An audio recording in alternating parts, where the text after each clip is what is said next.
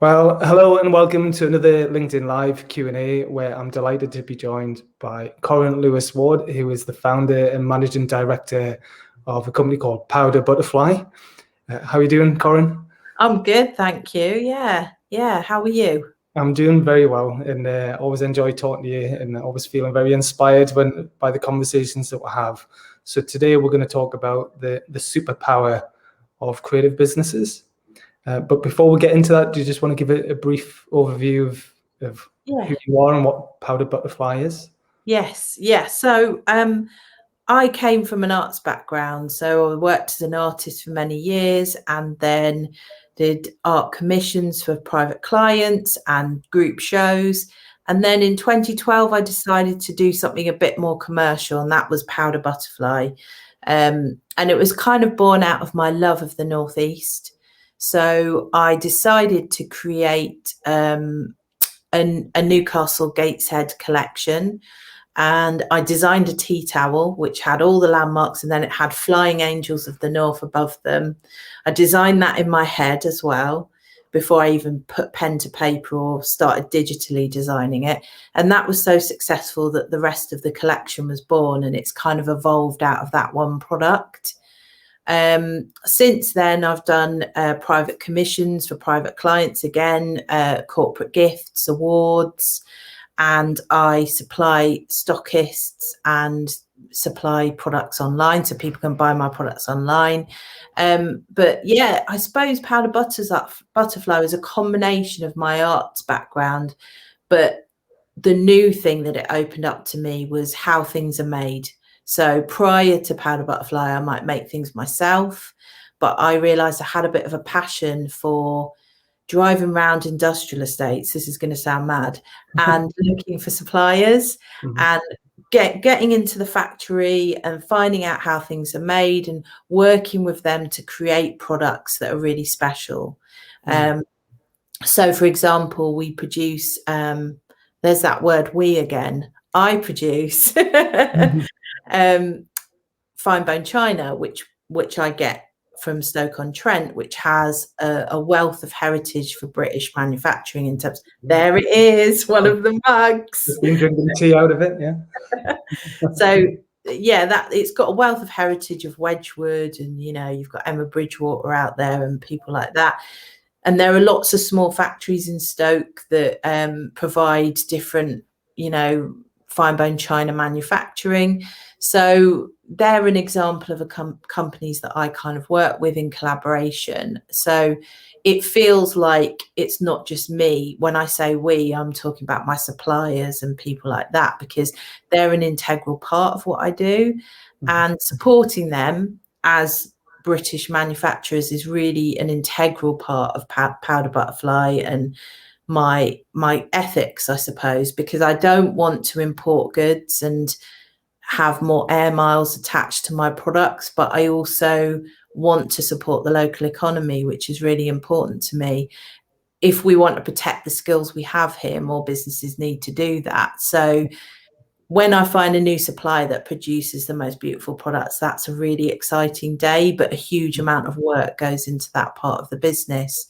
So as a snapshot, I suppose Powder Butterfly is a design company, but we happen to produce retailable products and bespoke corporate gifts and awards, and more recently murals for interior spaces. So there's a lot of potential for the work that I do to be on quite a small scale and then a massive scale as well. Yeah. Okay. I think you do have a very distinctive style, like the designs that you do for all your products. As soon as I see them when I've been out and about, I'd know that they're yours. So I think that's the first time I came across you was by going to the craft shows and craft fairs, like the local in Newcastle and Gateshead. And as soon as I saw it, I was like, okay, that's Powder Butterfly. And you do have some beautiful products. You've got teapots, you've got tea sets, chopping boards, candles, necklaces, cufflinks, hip flasks. You've got aprons, t-shirts. You've got coasters, pin badges, gift wrap, key rings. You've got so many amazing products, and not just the design. I really like the colorway as well. So it's usually black and white with gold, which I think looks really classy. Yeah, yeah, that was kind of important. Obviously, for Newcastle, black and white is the football colours, but also I wanted to make it gender neutral. Yeah. And I also wanted to make the products classic, so they wouldn't date, so you could have them in your home for many years. And I think one of the really important parts of what I do is to try and encourage people to buy less, but buy better quality and keep it for many, many years. I think my mum's generation, she's definitely of that ilk of someone who's bought things and kept them for decades. And we live now in a very kind of disposable culture where people buy and move on to the next thing, because we've got so many large chains that offer you cheap alternatives to things which are imported. And the impact that they have on the environment is pretty devastating, because there's always the push for the next thing. And I think that's a problem, that needs to kind of be solved. And I quite like the idea that maybe one day one of my mugs might end up on Antiques Roadshow in 50 years' time. I think that's hilarious. But yeah, I just think it's something that I just think more people need to be aware of. And actually, I think when people understand the amount of work that goes into something, and they understand how many people are benefiting from their purchase, and they cherish it more. They definitely do. And how often as consumers do we find out the company we've been buying stuff from has got an awful track record in terms of manufacturing and how they treat staff, or how they pay them, or what exploitation is going on. I think it's becoming more important for consumers to understand where their things come from and how they're made, and whose benefits or who is at risk through buying that product. So I take it very seriously in terms of working with companies that I know have got a great track record for producing great products, but also they treat their staff right, and that added benefit goes on to my customers, definitely. Yeah. Well, on that, you obviously, I think you are a very talented artist, designer anyway, but you are more than just that. Like you say, it's curation and sourcing of great products and suppliers. So it's bigger than just you designing and making things. There's a lot more goes on behind the scenes as well. Do you want to talk a little bit about the Angel of the North project that you did recently, and all the effort that went into that? Oh, which project are you talking about? The Angel of the North? Yeah, because you've got the map on the back. Yes. Oh, yeah. So the Angel of the North products, so the necklace, is that what you mean? And the coasters and stuff. Yeah. So the necklace is an interesting one, because I'd seen other Angel of the North necklaces out there, and official ones and other Angel of the North products, and I and ahed over whether I would create an official necklace or anything to do with the angel, apart from details and stuff like that. And I ended up speaking to Anna Pepperell, who helped commission the angel and get it installed. She was like an integral part of the arts team at Gateshead Council, and she's very sorely missed. She was an absolutely amazing advocate for the arts, and she worked closely with Anthony Gormley and stuff like that. And I talked to her about it and came to the realization that I wanted to make something, but it had to be quite thoughtful, because one of the things that I've worked as an artist with is people within the shipbuilding industry. And I'm aware of how important the kind of industrial heritage of this area is, because it's been my home for over 20 years, and you can't help but feel that emotional connection. And what I loved about the Angel was that it is on a coal mine called Thames Colliery, and the foundations of the Angel I've been told, could build a housing estate, because it is so deep, the coal mine, and having to have that much concrete in there to keep it upright is pretty spectacular. And so I wanted to create a necklace and some products that reference that heritage, because the angel was there to commemorate the lives of miners and people that were lost, you know, through industrial work, but also the communities that have been lost through all of those industries declining. So I went to the Mining Institute, who have these amazing maps, and I photographed the team's colliery map, and I located the exact position where the angel would stand, and we etched it onto the necklace, and then etched it onto coasters as well. So that kind of product is really special in that it has a reference to that heritage, and it's a celebration of the sculpture and its meaning, because a lot of people don't know that about it. They just see it as, you know, an iconic piece of artwork, but it has a message, you know, which is really quite emotional and quite, it resonates with the Northeast. So yeah. No, I love that. I mean, I don't think I didn't know that. Did you not? I don't. That's the thing. I don't think I've ever heard anyone share that before. So maybe they did at the very beginning, but I don't think that got out into the mainstream. So maybe if you were involved in the project, you would know, or if you'd watched a documentary about the making, you would know.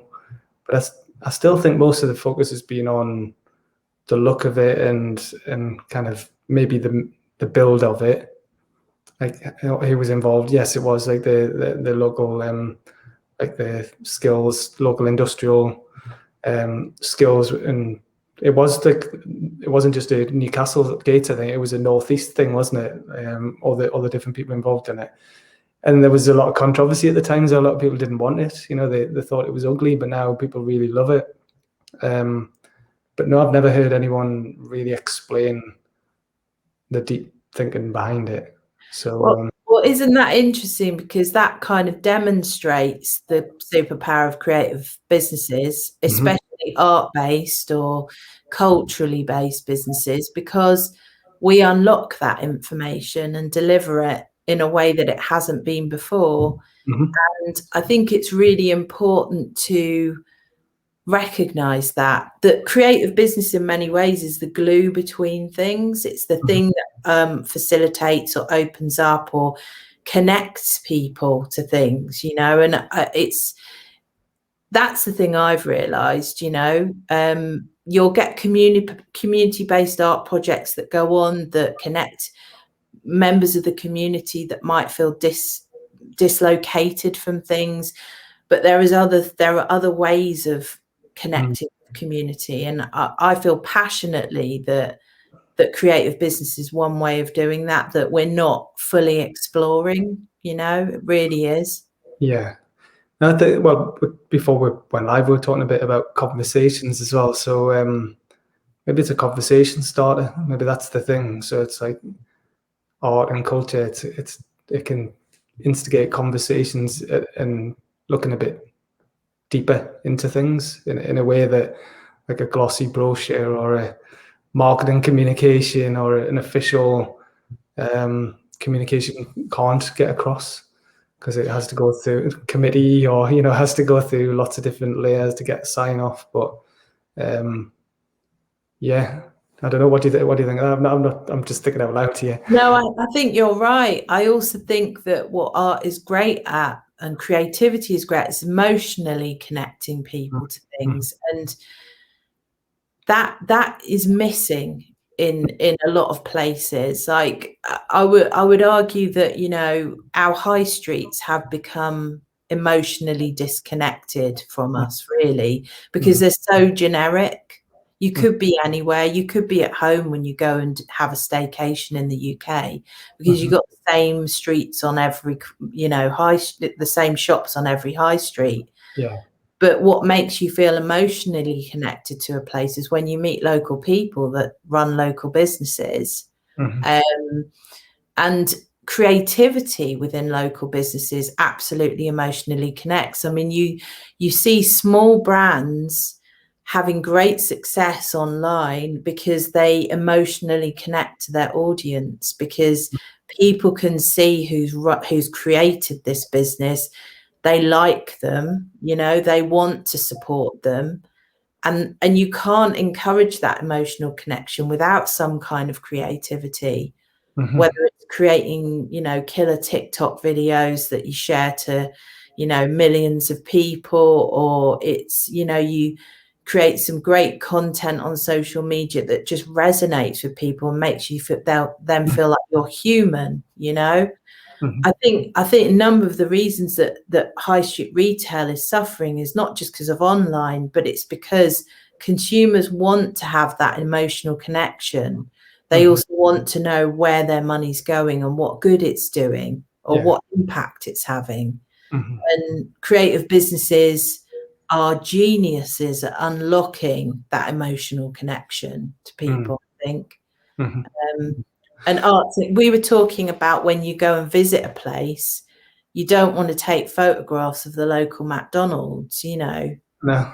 Yeah, exactly. Exactly. The things that you talk about, or the places that you maybe want to buy from, or the unique local shops or museums or galleries, or even the street art or the graffiti. Well, yes, the landmarks, but it's what makes that place unique. What can you see and experience there that you can't elsewhere?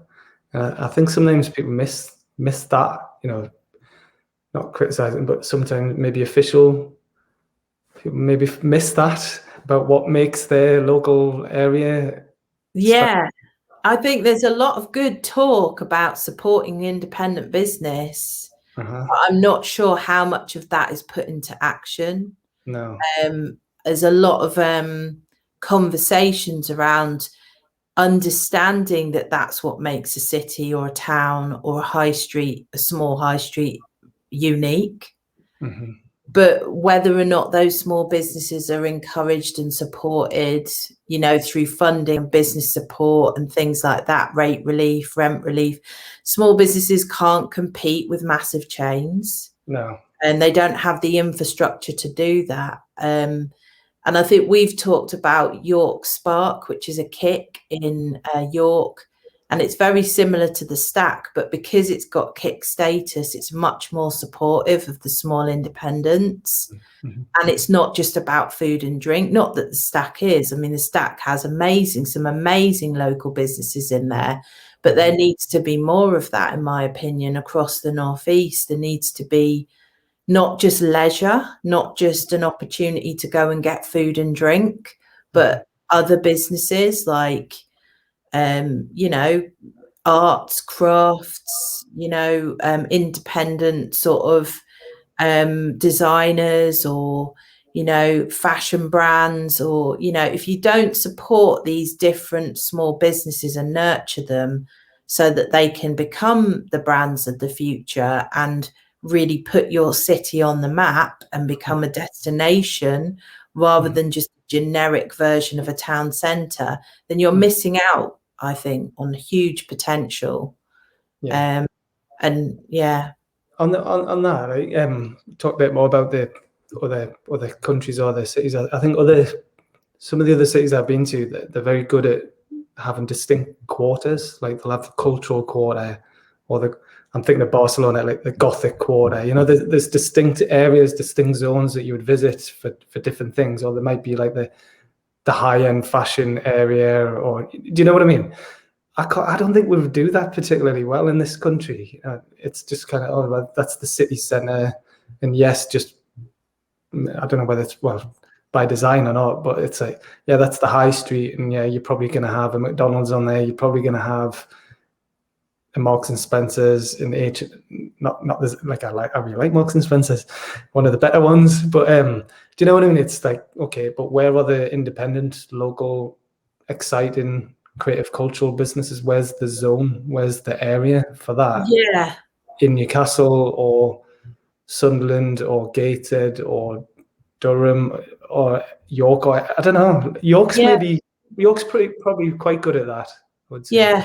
It is. It's got that in York. You've got that sense of discovery. That, especially with the shambles, you know, it's really quite exciting being in that space because the buildings are so old, but the businesses are so quirky and unique as well.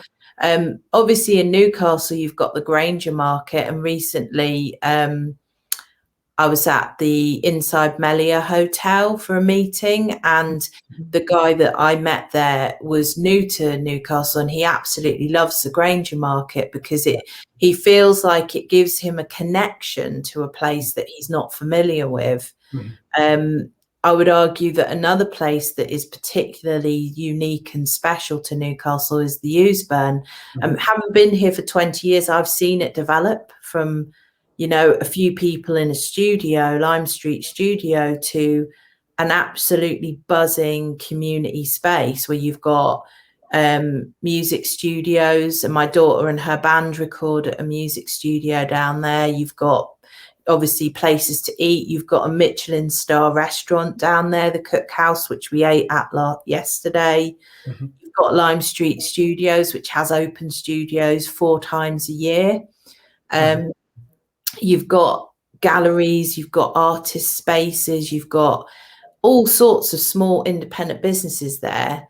And I know that some people have a problem with gentrification because it pushes people out of an area, local people out of an area, but they've demonstrated down there by doing something creative, they've actually increased the price of the land in that area. You know, so there is a kind of economic benefit to that kind of activity, but there has to be careful thought about how that development, you know, impacts upon the local community.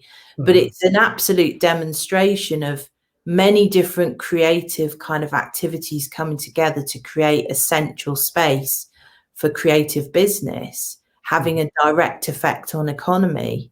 And I feel that Eusebourne, although you might get tourists down there, for the most part, it's for local people.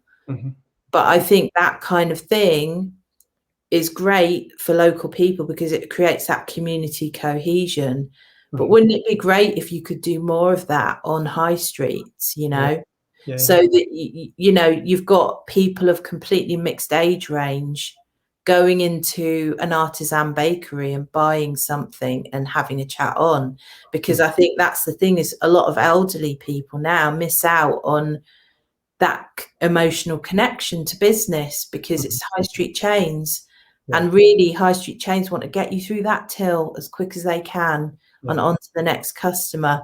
Whereas an independent, creative, artisanal built business might have the time, you know, to talk and spend time with their customers and, you know, give them a bit of a community hub or a community focus. I think Eusebourne's a great example actually, because like you say, it's got some great businesses that have been there a long time, actually been there 20 plus years. They were just doing their thing anyway, regardless. And it was probably, like, as far when I remember, in the like 90s, I would say, quite a loose, random, you know, you'd have rehearsal studios, you'd have the Clooney, you'd have the Ship, isn't it?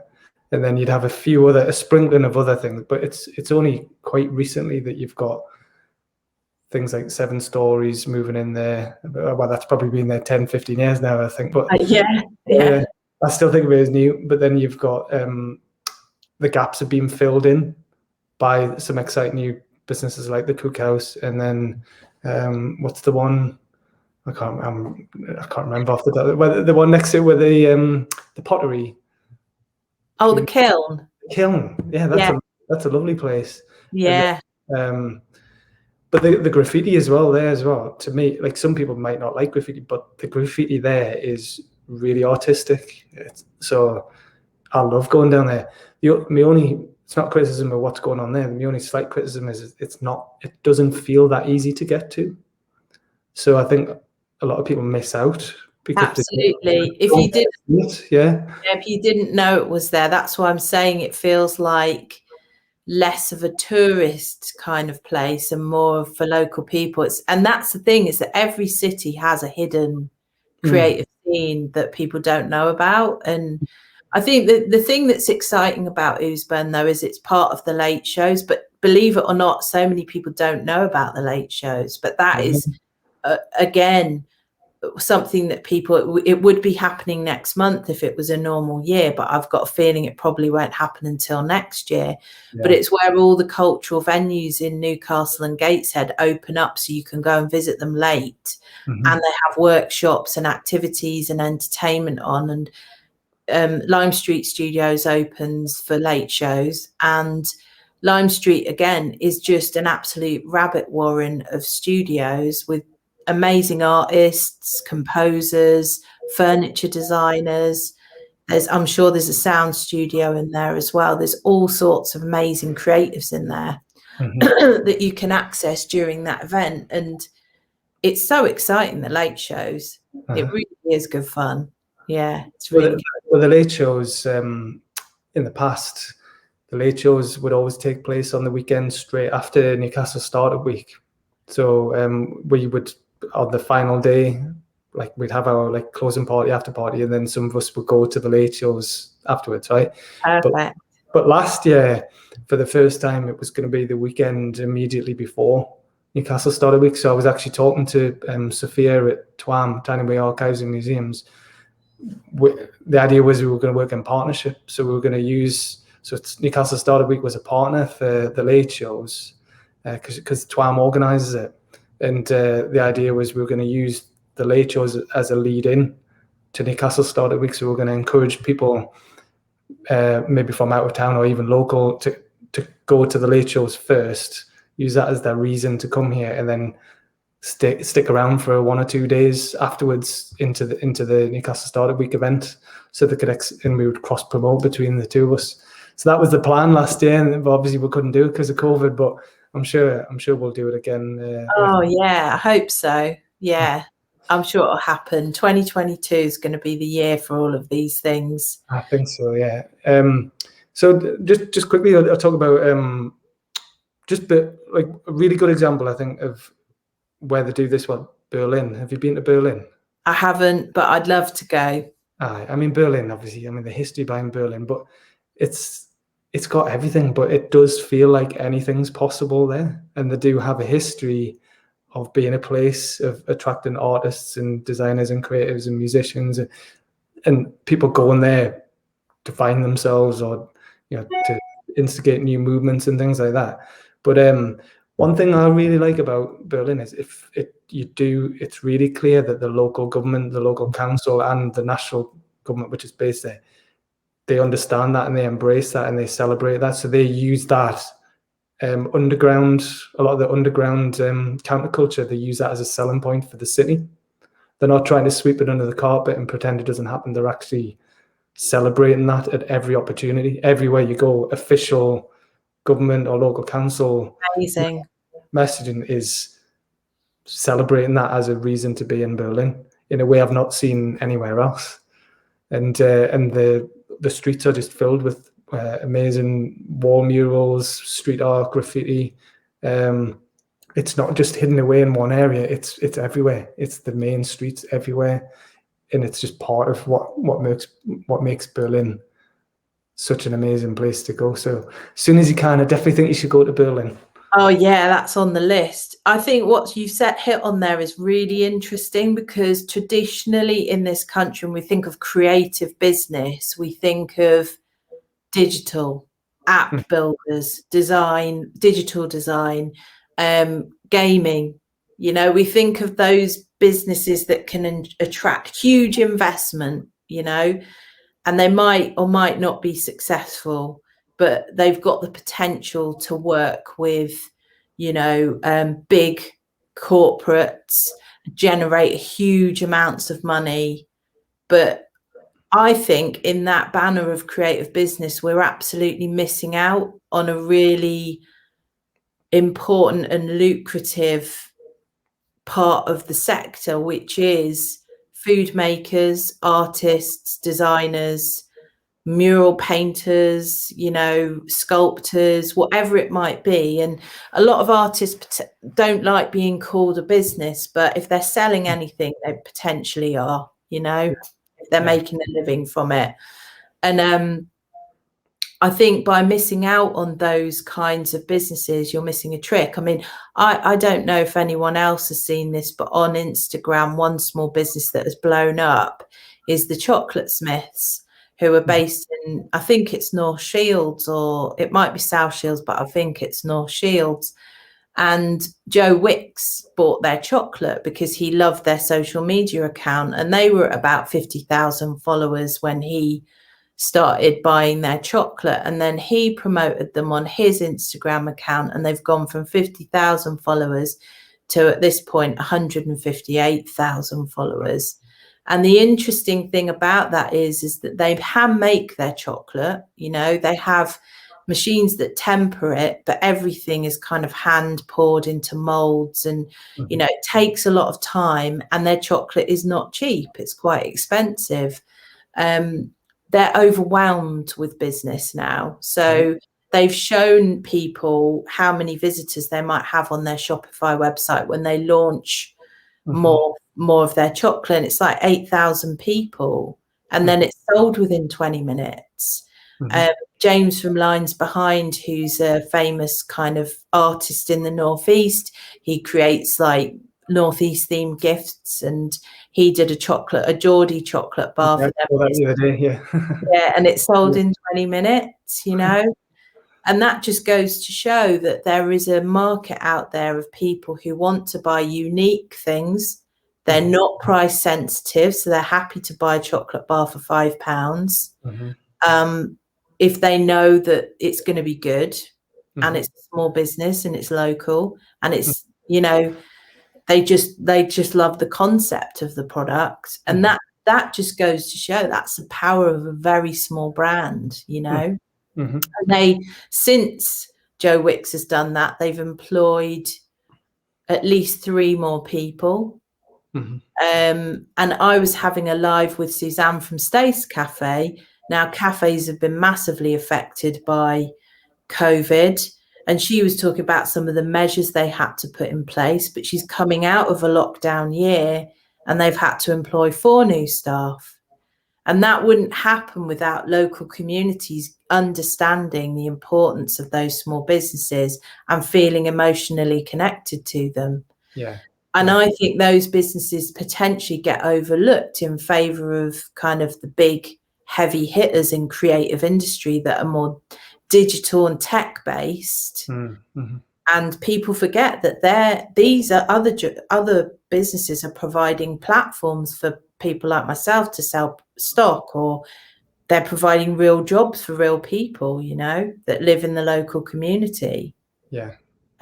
So yeah, I feel passionately that creative business in particular, whether that be a food business or an artist, has a huge amount of potential to make a city unique. Well, do you want to talk a little bit, because the title of the superpower of creative business is, you came, well, we talked about what it would be, but you came up with that title. So what do you think is the superpower of creative businesses, or why did you want to call it that?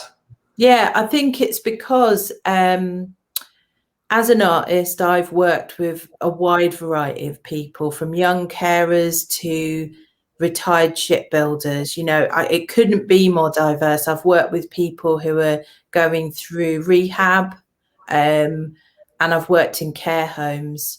And I think what that has given me as an insight for my own work is how to connect with people, how to communicate with them, and also being an outsider. You know, not being from the Northeast, that immediately puts you at a disadvantage.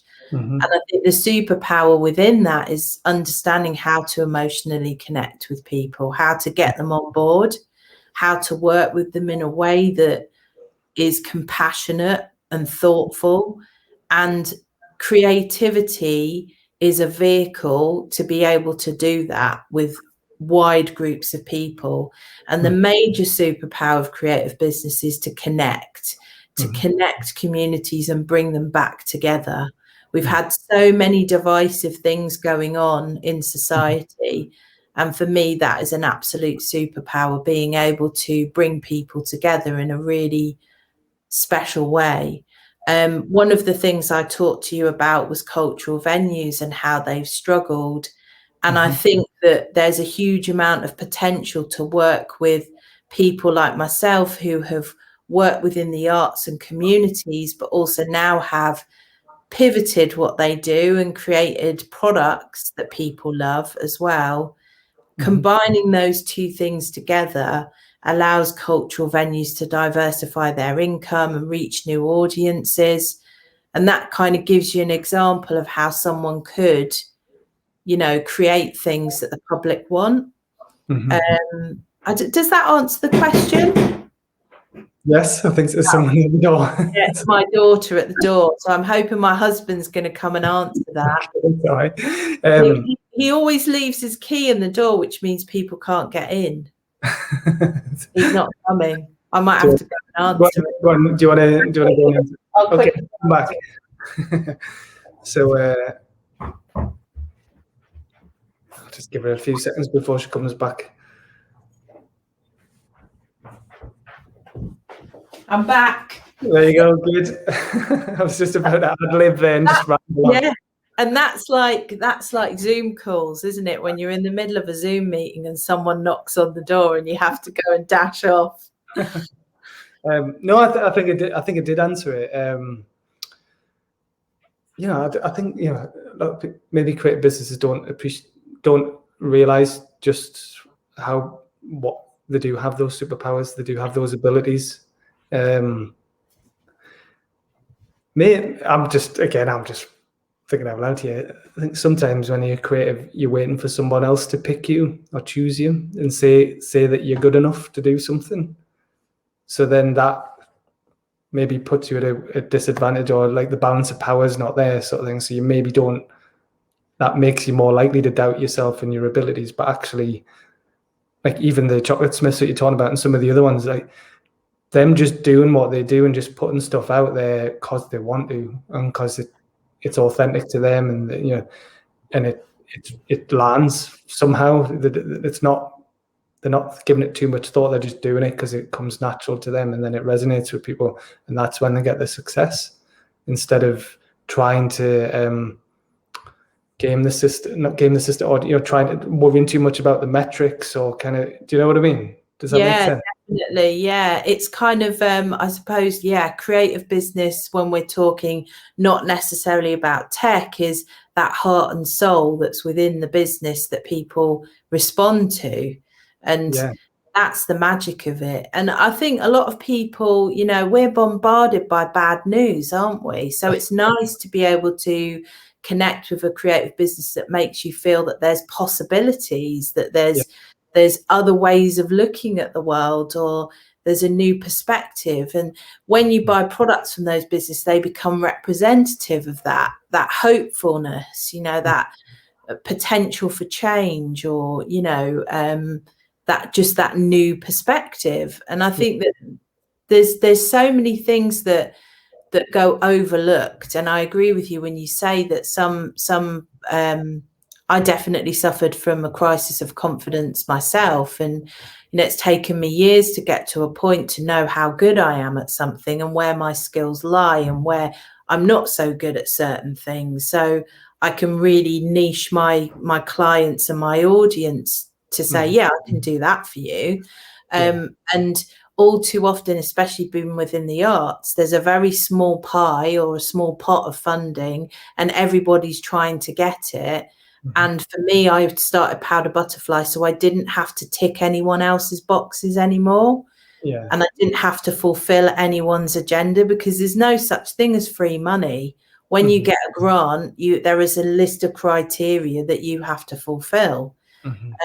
So this idea that somehow if you build a commercial business, you're selling out, it's actually given me more creative freedom, because I've been able to go, I want to make this, I'm going to make it. You know, I'm not making it I am making it for my customers, obviously, but I'm not making it to tick certain boxes. And a lot of artists, I think, do suffer with that inability to realize how much added value is in their work.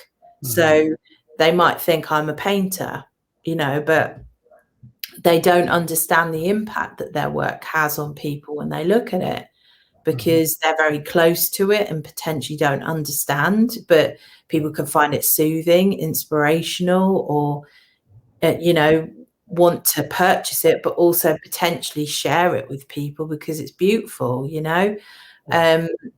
So yeah, I think there is that kind of thing. I like that analogy that you brought up, which is that you're waiting to be picked.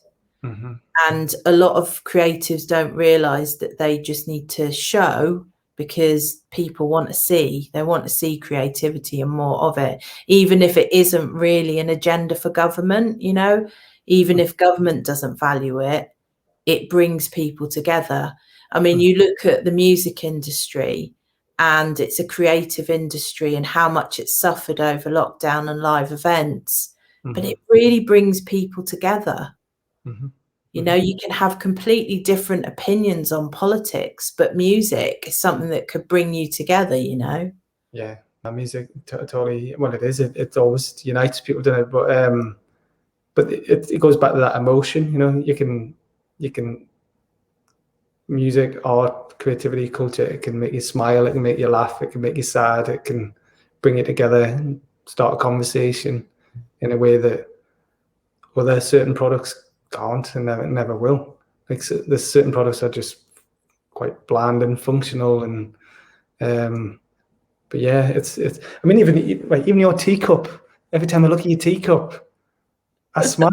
It makes me happy to look at it. And that's so great. I love that. Yeah, and I'm looking around my flat now, so I've got a print of a wall. There's a guy called Cack-Handed Kid. You might have seen it. He does they're not really stencils. They're like pasted sort of designs. So they're all over Oosburn and all over the city, but they're just paper that's been pasted up on the walls, and eventually they wash off with the rain, or some council worker takes them down or whatever. But last year during the lockdown, I was going out and about on skateboarding all around town, whatever, seeing Cack-Handed Kid stuff everywhere, and I love it.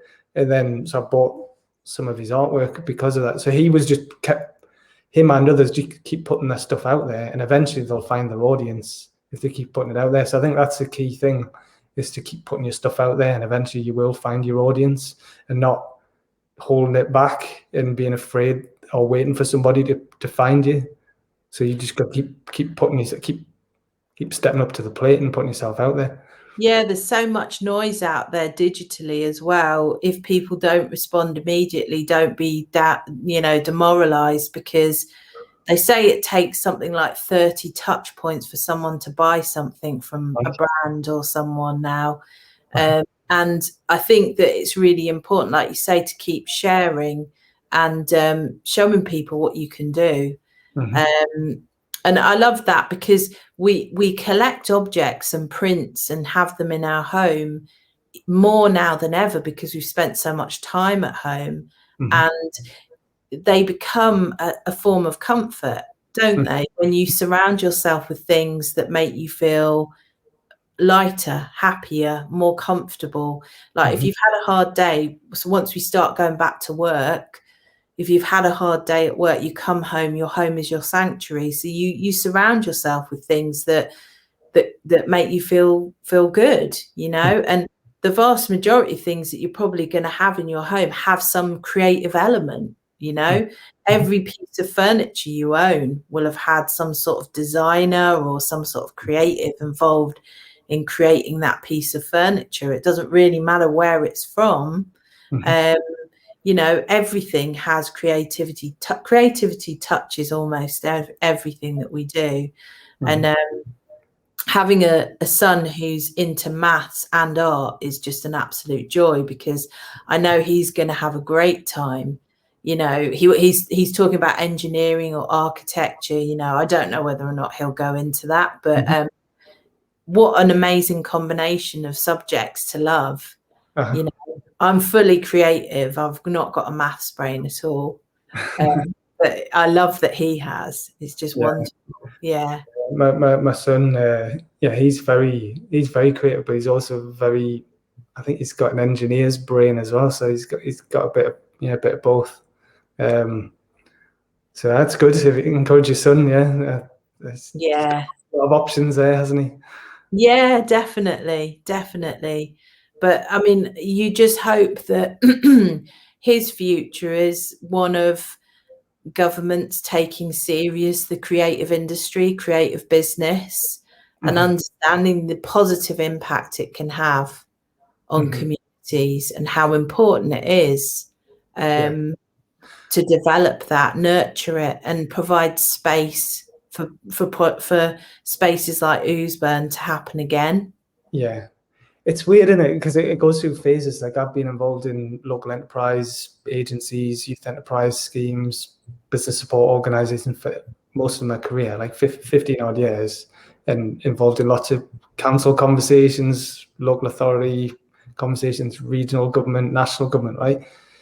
And it's like before COVID, you had these smart sector specializations, right? So somebody, central government has decided, right, this is what we want the UK to be known for. We want to be world class at this, these group of industries, right? But then what happens is that trickles down to the local authorities, who then that's all they're interested in, because they've been told that that's the focus for national government. So then anything outside of that gets ignored, or just like the focus isn't on them. Even if, so I know over the years, a lot of things I've been involved in, I've been trying to say to people, and with some success, like what is unique about this local area? What do we have here that no one else has? What's distinct about the Northeast or Newcastle or Sunderland or Gateshead or whatever that you don't get in Manchester or Leeds or Sheffield or anywhere like this? And but that doesn't always match with what the public sector wants. Do you know, or what they're targeted with? And that, I think that's where the challenges are. Is that if that's where the funding is, you have to fit into their boxes. You have to do what they say if you want to get public sector funding, or you don't, or you just say, well, that's not what I want. This is what I do, and if you want it, we're here. You can come and get it. So, but it is hard to stay the course and not. Have you heard the phrase mission drift? Oh, that sounds great. No, I haven't heard it, but what's... I used to talk about that a lot when I worked for local enterprise agencies, social enterprises, where you set up an organization for a particular reason, but then over time you get mission drift because you're chasing the funding and you forget why you set up in the first place. Because once you're up and running, it's like, oh, how do we keep the lights on? How do we keep the money coming in to pay for the staff and pay for the overheads? But before you know it, you're doing something completely different just because somebody else has said that that's what they want. But often the people who you're getting the funding from aren't from that area. They're not from that local area. They don't understand what's unique about your area. They're probably in London telling you what you should be doing nationally or locally. So then you lose sight of what's unique and special about you. Yeah, that's so interesting. Really interesting. So how do you avoid mission drift? So I don't really have any answers. I think that it's just the thing that I realised. I was in the shed many years ago. I was part of the start for 10 that kind of set the shed up, or we were involved in the consultation process when Wayne Hemingway was on board and everything. And the shed was an interesting project because it had a lot of potential, but it probably, I would say it was a shame that there was no provision after the building closed, because that was the beginning of something quite exciting. The first late shows we did there, where nobody knew we were there, we got 400 people through the door in the first year. Yeah. And it was because of the creatives in there. Many of them worked in theatre, so they had this great performative excitement and this, buzz about the place. And when the Northern Design Centre opened up in Gateshead, and I inquired about it, this guy said, oh, we were told that none of the businesses in the shed could afford the Northern Design Centre. And that's when I I did realise that the Northern Design Centre was about digital businesses rather than designer makers, in the same way that Lime Street Studios is. Mm-hmm. And for me, as a resident of Gateshead, it's a great sadness in a way that we don't have an equivalent of Oosburn here. Mm-hmm. You know, we've got little pockets of potential creativity here and there, and great small independent businesses and stuff like that, and people beavering away at home doing their thing. But we don't have a kind of central location for like-minded people to meet for a drink and collaborate, and all of those partnerships that come out of that. We don't have an equivalent, and I think Gateshead is a little bit let down by that, really. And there's so much potential, but there's some exciting projects and businesses in this area that a lot of people don't know about. It's why I started the Gateshead local Facebook page, because I wanted everyone to know what was going in the huge borough that is Gateshead, you know. So I don't know what the answer is, unfortunately. I think it takes some serious visionaries to be in positions of power or have influence to be able to make things happen.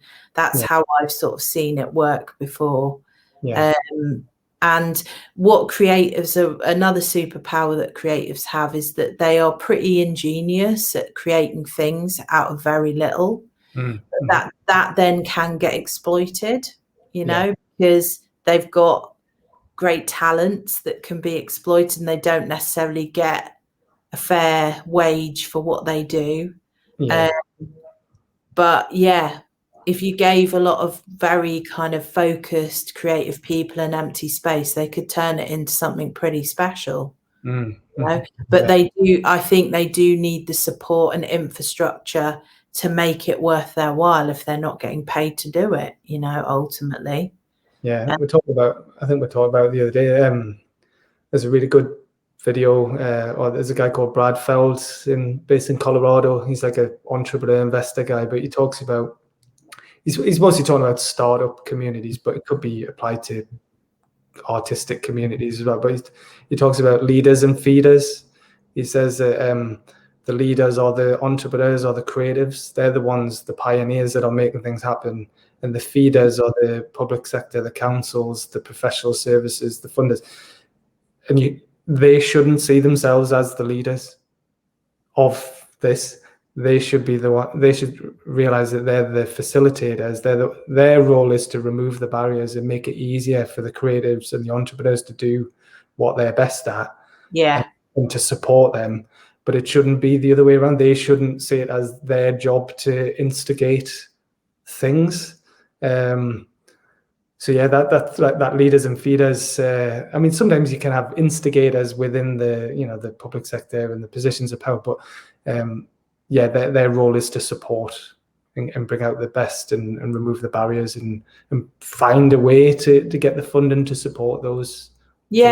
And sometimes it's not necessarily funding. It could be funding, couldn't it? But it's also opportunity, it's infrastructure, it's training, it's, you know, access, it's networks, it's marketing, it's promotion, it's being part of a collective vision for a city or a town centre to have a strategic approach to encouraging this kind of blossoming of creativity. I've been involved in a lot of projects or different meetings, and one thing I would say is that we've got plenty of problem identifiers but not many problem solvers. And we need more problem solvers, because it's very good to be able to point out, well, we can't do this because of this, you know, but come up with a solution then, you know. And I think that's more of an entrepreneurial mindset, where people don't necessarily allow barriers to get in the way, because they'll say, here's the problem, what's the solution? And I think you need more of that, really, in these conversations, because things just don't get out off the ground because people just don't want to make it happen, or they just see far too many problems that need solving. I do appreciate as well that, you know, funding for local authorities is tight and things like that. But, you know, when multi-million pounds worth of investment gets announced for the high street, my first thought is, please don't forget small independent business as part of your strategy for revamping a high street, because they are the kind of magic sprinkle that you can put on a high street that has I don't know if there are reports that have been done on its impact, but I'm sure there have been. You know, so many people are buying local now, you know. Yeah. I think on that, you know, talk about culture, like, I don't know if you've got a definition of culture, but I heard or read this once before, like the culture is the way we do things around here. And I like that, as I think that's a nice definition, right? But then just maybe briefly talk about local versus imported culture. Because I think sometimes there's a danger that happens where it's like, okay, we've got to have these big brands here. Like, I'm talking about local authorities again, or inward investment organizations that are trying to bring in success or big companies from outside the area because they think, oh, well, there's that success if we get them here to open an office or open a retail unit here, or they create some jobs here, because that means we can hit our targets for jobs in inward investment. But there is, if the focus is all on them rather than the local, supporting the local businesses, that goes wrong. I understand how tempting that is, because that's a great statistic you can share, which is we've attracted this huge company and they've provided 1,000 jobs for the region, and that creates a great Be Daily sort of like article, doesn't it? But I agree. I think it's okay, you know, the chocolate smiths are not employing thousands of people, but they are employing more people and they are growing, and so is Stace Cafe, you know, they're employing more people and they're growing. But it's the other stuff, like for instance with Stace, it is a community hub. It's where people walk their dogs, where they go cycling, where they go for a walk along the quayside. And we need more of that in society. We need more places where people can meet. And Mary Portis did a white paper for the government years ago, and she talked about high streets becoming much more diverse. So community centres as opposed to retail centres. And I absolutely wholeheartedly agree with that. You know, it's not enough that people, like, if I want to go into Newcastle, I have to get on a bus. And obviously I haven't been in much because I've been avoiding public transport because of COVID. I don't want to drive in because then I'm rushing around to get everything done to get back to my car in time. And actually the one-way system is a bit of a nightmare, and I don't know if they've going to have a new camera up that's going to catch me, and, you know, all of that anxiety around driving around a city. But when I go to Newcastle city centre, yes, I might go to some of the high street shops, but what I'm more likely to do is go to a local cafe, meet a friend, you know, go for some food, or, you know, go into the Granger Market and look at who's new in there and what's going on. Because I can get all the high street stores at Metro Centre. I can park there. I don't have to rush around because it's free parking. What would make Newcastle more unique is to have even more local businesses supported on the high street. As within the Granger Market, but outside of it as well. You know, it's so important to have that. It really is. Yeah, because the Granger Market's fantastic, but it is, well, it's inside, isn't it? And I think a lot of people just walk past it. They never venture in because they think, oh, it's just butchers or fishmongers or something, you know, fruit and veg stuff. But there's a lot more to it than that.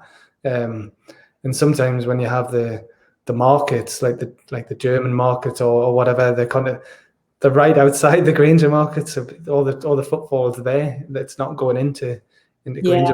How do you get more of them outside? I think the only one I've seen who's kind of done that, do you know, is it and Glug? Yes. So she used to be inside, but then she moved outside of the Granger Market on the high street. So which is great because she will support loads of local food businesses.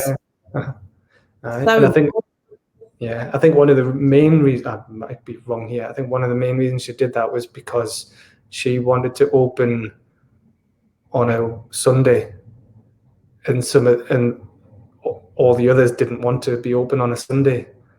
So she was kind of outvoted. Like she wanted to open different hours basically to the rest of the Granger Market, and she didn't necessarily get supported by the other people in there, or even I don't know, maybe the people who run the Granger Market. So she felt like she had to move out of it to be able to do that, to extend her hours, and because she was missing out on some good trade there. yeah. But yeah, we need and on Gateshead, I know you thought maybe somewhere on the high street would be really good, but you got all the new developments along Gateshead Quays with the so I think it's really important now. There's like a window of opportunity here between now and when the new arena gets built, because you've got the developers pulling up plans for who they're going to get in there. There's a lot of talk about leisure, bars, restaurants. There's obviously the arena and stuff like that. But if they're not careful, there won't be any provision for local independent businesses. Yeah. So need to have those conversations now. If they're not already, there needs to be some thought goes into that. That's the challenge, is getting involved in those conversations. And also, if you're just a bit of a lone voice, I think that it's like with anything that you can kind of see that it has potential. It's convincing those decision makers that this is a good idea, even if you trialed it and saw how it went. On the Newcastle side of the river, you've got the market that they have, and they're all small independents, and they do a roaring trade, once a week. I know that there are kind of zoning issues in terms of what you can do within the parameters of that market and how close you can have another market. Right. But I'm not suggesting you do that. I'm potentially suggesting even one of the units is a pop-up, so you can have people come and rent that space, and use it as a shop. That there are all sorts of flexible ways of encouraging small independent businesses to even test and trial what it would be like to have a shop, because being able to sign up to a 2 or 3 year lease is not realistic for a lot of small businesses, and then having rent and rates to cover on top of being able to make a living, they're things that for small businesses are really challenging. So you have to have that level of support to allow them to grow enough to be able to do that. I think what you're just getting us thinking there, like the Quayside Market, because they've just started it up again, and it's like one-way system at the minute. So, but when I was down there, not this weekend gone, but the one before, I think it's pretty much all food stalls, which is great. But you could have on the exact opposite, on the gated side of the Millennium Bridge, more arts and creative stalls, or like you say, like even like shipping containers or some sort of shared space, because that would actually make sense, because you've got the Baltic, you've got the Sage, you've got the new arena getting built. So that could be like a artistic, creative, cultural. 100%. Yeah. And then then you've got the food on one side, you've got the art, creative, cultural on the other side, and then there's more reason to go over the bridge. The Baltic would benefit from that. The Sage would probably benefit from that. The arena, obviously, and then I think this is something that maybe doesn't get appreciated. That artistic, creative, cultural organizations or individuals can activate areas as well. We talk about gentrification.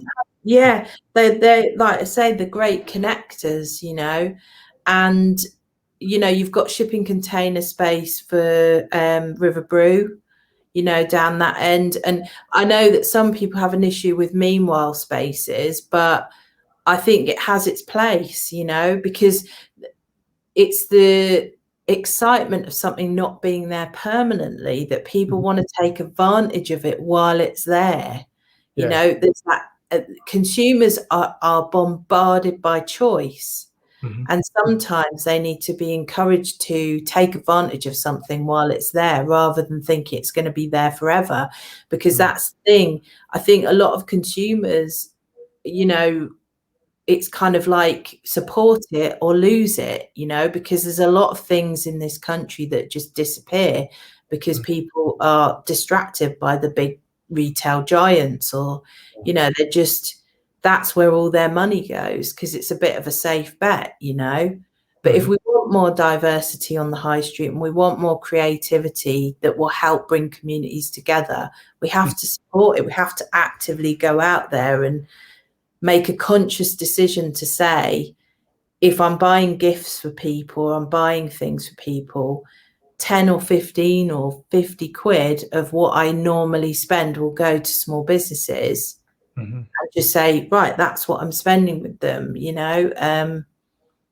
And then I think that we could then build a small business utopia. I think it'd just be marvelous. All these amazing creative spaces for people to go and enjoy, you know, and all these creatives being sustained, you know, and having a platform to share their talent with the world. That for me can only be a good thing.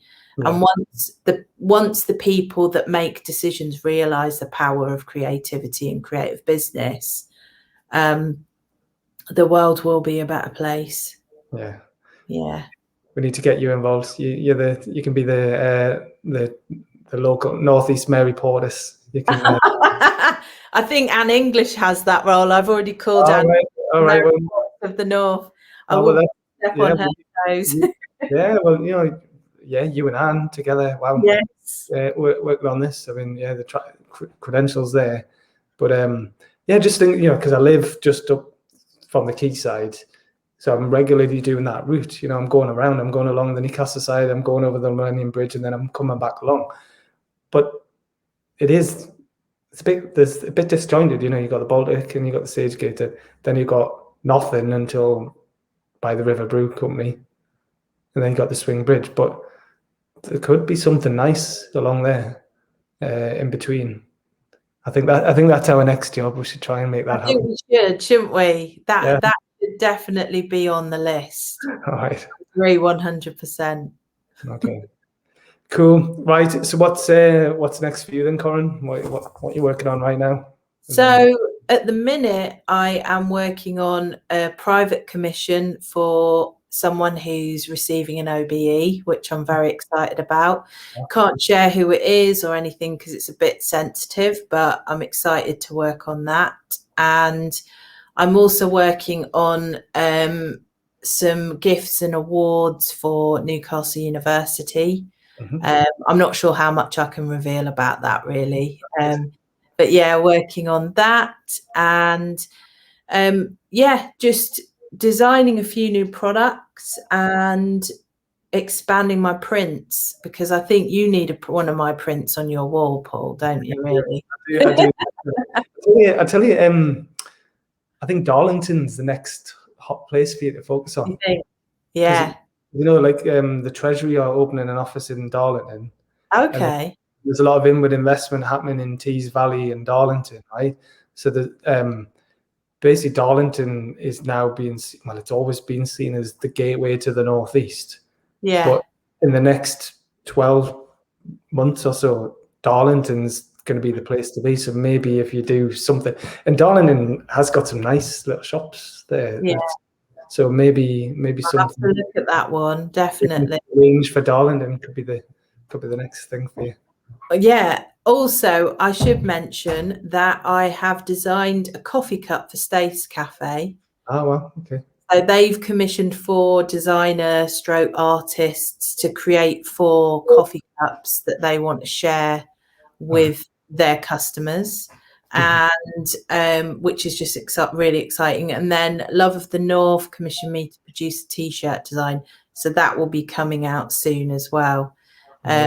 Yeah, so that's all good fun, and doing lots of lives on my IG, on my Instagram account, which is really good fun as well. Yeah, well, give that plug. So what's the best way to find it? Obviously, if you want to see your website first and then talk about it. Okay. So you can find out about what I do on www.powderbutterfly.com, and also on Instagram, which is powder_butterfly on Instagram. And each week I'm going live with small businesses that inspire me or that I'm working with, usually on a Friday or a Saturday in the evening. So when you're settled down in front of the telly or whatever, you can just switch it off for a minute and watch our live. Yeah.